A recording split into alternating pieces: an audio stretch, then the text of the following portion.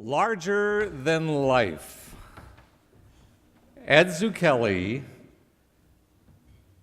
was larger than life. It's fabulous that the journalism department and the School of Liberal Arts has kept the building exactly the same it was 45 years later. We had that discussion with the Journalism Advisory Board. It's going to take one of you, one of us, to be able to change that. But I was standing on the second floor yesterday looking down the linoleum hallway, and I can still see this lumbering, huge figure. All of us who were there know Ed Zuchelli was coming down the hall, and that was a good thing. He was coming to help us.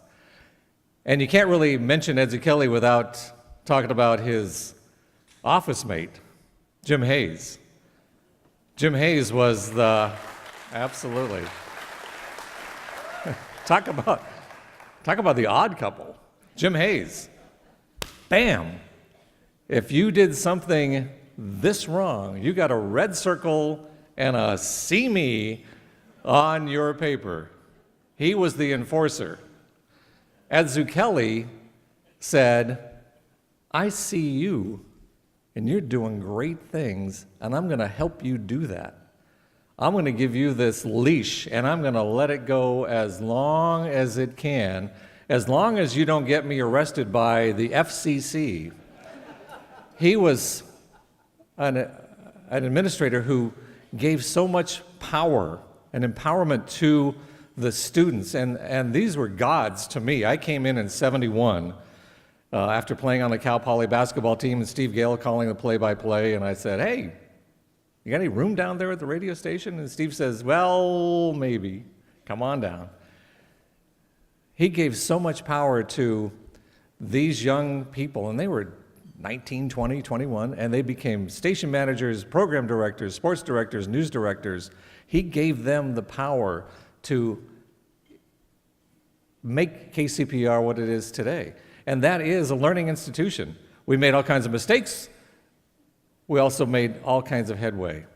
And through the years, it's been phenomenal to watch the progression and also the challenges that have happened here. And I am so glad to see that there are alums that have come to the rescue with the help of Mary and Dave Curley and Melanie and the others who have basically saved KCPR, saved the journalism department in the honor of Ed Zuchelli's name and Jim Hayes' name, to make sure that the rest of us have gone on.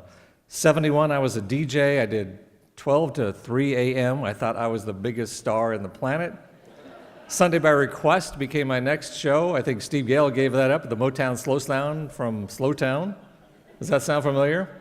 You know, there are times when nothing takes the place of a good donut. That's when you want to try a Winchell's donut in Santa Maria.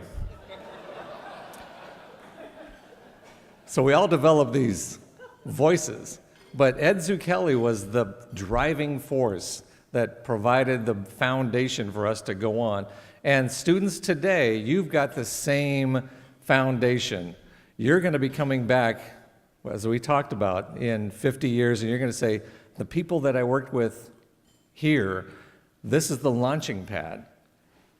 You're going to do great things. Sky's the limit."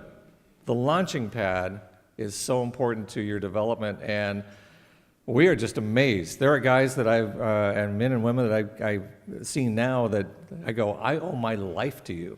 And I've now been in broadcasting for almost 48 years, and I still am on the air, television newscaster in Seattle, and I owe it all to this launching pad and to Ed Zuchelli. And Ed Zuchelli is here tonight.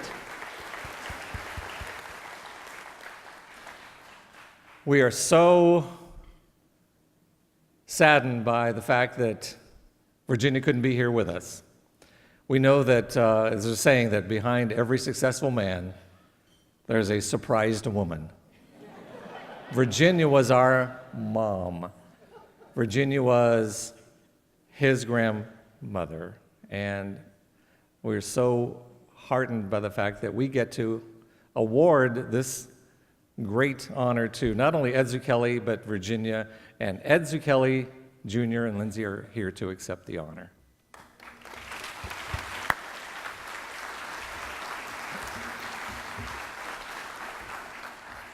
First, I want to thank the journalism department for honoring my grandpa in this way. It really means a lot to our family, especially right now.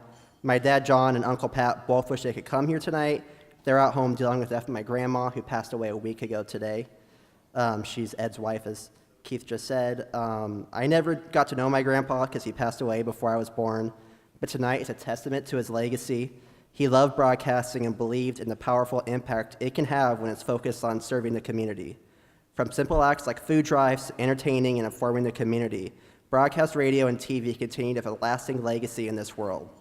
I know he'd be proud of KCPR and Cal Poly today because of how well it's trained future generations of journalists.